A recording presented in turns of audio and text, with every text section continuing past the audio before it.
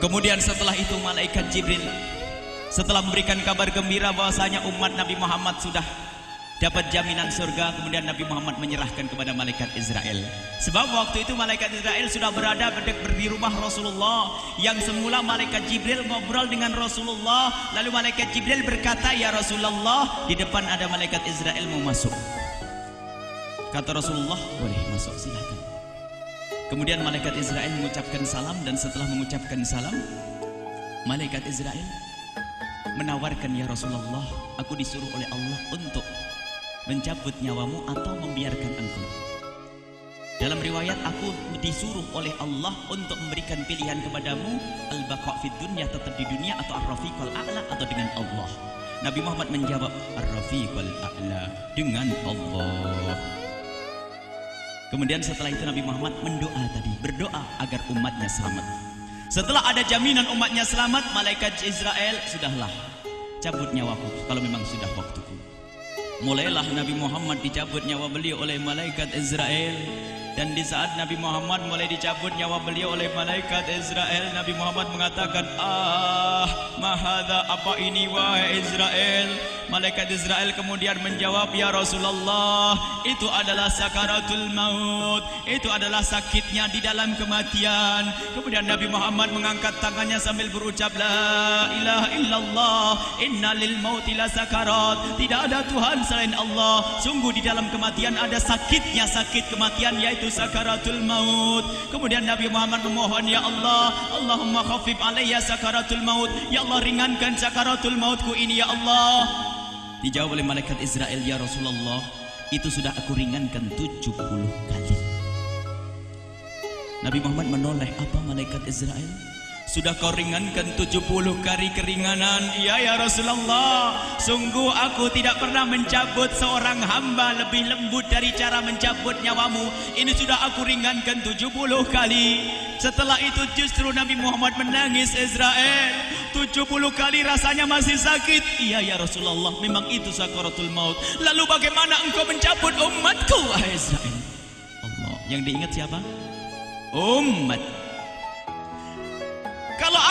Kalau engkau mencabutku dengan ringan seperti ini masih sakit, bagaimana engkau mencabut umatku ya Israel? Dijawab oleh malaikat Israel, "Umatmu manusia biasa, ya aku cabut ya Rasulullah, begitu saja." Ya sudah, begitu habis. Nabi Muhammad menangis. Tiba-tiba Nabi Muhammad mengangkat tangan dan memohon kepada Allah, "Allah, Allah, inna lil mauti la sakarat, la ilaha illallah, inna lil mauti la sakarat." Sungguh di dalam kematian ada sakaratul maut. Allahumma khaffif ala ummati sakarat maut. Ya Allah, ringankan dari umatku sakaratul maut. Wa thaqqil alayya, dan bebankan kepadaku.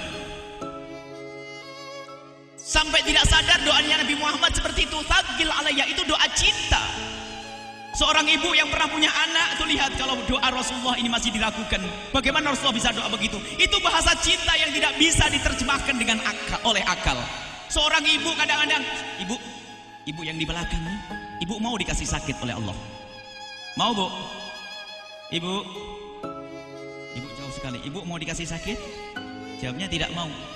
Tapi suatu ketika seorang ibu melihat anaknya sakit, ngomong, "Sudahlah nak, jangan kamu yang sakit, biar ibu yang sakit." Ada atau tidak? Kenapa ngomong begitu? Itu bahasa cinta itu. Tidak rela kalau anak ini sakit, biar aku saja yang sakit. Itu yang dirasakan Rasulullah. Sakaratul maut begitu sakitnya, membayangkan betapa sakitnya umat Nabi Muhammad di saat dicabut nyawa beliau. Maka Rasulullah mengatakan, "Ya Allah, ringankan sakaratul maut dari umatku, bebankan kepadaku saja ya Allah. Wala sawfa yu'tika fatarda." Permintaan Nabi Muhammad tidak ditolak oleh Allah, dikabul dan dikabul wahai Muhammad. Sallu ala Nabi Muhammad. Dan benar, sakaratul maut kita ditahan oleh Rasulullah, ditanggung oleh Rasulullah, sehingga digambarkan oleh Imam Bukhari di saat Nabi Muhammad dicabut nyawa beliau. Siti Aisyah yang ada di situ, Rasulullah berada di pangkuan Siti Aisyah, yang saat itu Siti Aisyah melihat keringat dingin keluar dari kening Rasulullah. Siti Aisyah tidak pernah melihat keringat keluar seperti itu. Bahkan di saat dipegang kepala Rasulullah, panasnya melebihi dari panasnya orang biasa. Setiap kali ada kain dicelupkan di air, ditempelkan di kening Rasulullah langsung mengering. Saat itu Nabi Muhammad mengucapkan kalimat la ilaha illallah innal lil mauti la sakarat. Kemudian Nabi Muhammad berpesan dengan banyak pesan, dan di antara pesan Rasulullah adalah akri minni ala ummati salam, akri minni salam ala ummati wa ala man ittaba'ani wa ala man tabi'ani min ila yaumil qiyamati. Aku titip salam kepada umatku dan orang yang mengikutiku sampai hari kiamat. Sadari salam Rasulullah. Sebelum meninggal masih ingat titip salam. Salam kepada siapa? Bukan salam kepada siapa-siapa, tapi salam kepada kita. Maka mari kita mengucapkan salam kepada Rasulullah, karena Rasulullah sudah salam duluan kepada kita. Mari kita sejenak bersalam kepada Rasulullah dan hadirkan Rasulullah ada di mata kita dan di hati kita. Mari kita bersama-sama mengucapkan salam. Assalamualaikum ya Rasulullah. Assalamualaikum ya Rasulullah. Assalamualaikum ya Habiballah. Assalamualaikum ya Nabi Allah. Rasulullah mengucapkan salam untuk kita. Dan di saat itu Rasulullah keringat dingin keluar, maka oleh Siti Aisyah diusap. Oleh Siti Aisyah diusap, bayangkan saat itu Nabi Muhammad di pangkuan Siti Aisyah dan diusap oleh Siti Aisyah. Siti Aisyah berkata, keringat Rasulullah mengucur deras hingga aku usap, dan aku usap dengan tangannya Rasulullah. Diusap dengan tangannya Rasulullah. Siti Aisyah memegang tangan Rasulullah sendiri yang digunakan untuk mengusap keringat Rasulullah. Sahabat bertanya, Aisyah, kenapa harus dengan tangan Rasulullah tidak dengan tanganmu? Lihat jawab Siti Aisyah, karena tangan Rasulullah lebih lembut dari tanganku. Sallu ala Nabi Muhammad. Masih sempat nyanjung itu sahabat Nabi. Dalam keadaan begitu masih menyadari kelembutan tangan Rasulullah, jasad Rasulullah, kemuliaan Rasulullah sallallahu alaihi wasallam. Dan aku lebih menginginkan bahwasanya yang menyentuh jidat Nabi Muhammad adalah tangan yang paling mulia di dunia dan di akhirat. Siti Aisyah enggak berani menyentuhkan. Pengennya yang disentuhkan di kening Rasulullah adalah tangannya Rasulullah sallallahu alaihi wasallam. Kemudian setelah itu Nabi Muhammad merasakan sakit yang sangat untuk kita. Kemudian Nabi Muhammad mengangkat tangan tinggi-tinggi mengucapkan la ilaha illallah inna lil mauti la sakarat. Tiba-tiba tangan itu semakin turun dan ditangkap oleh Siti Aisyah.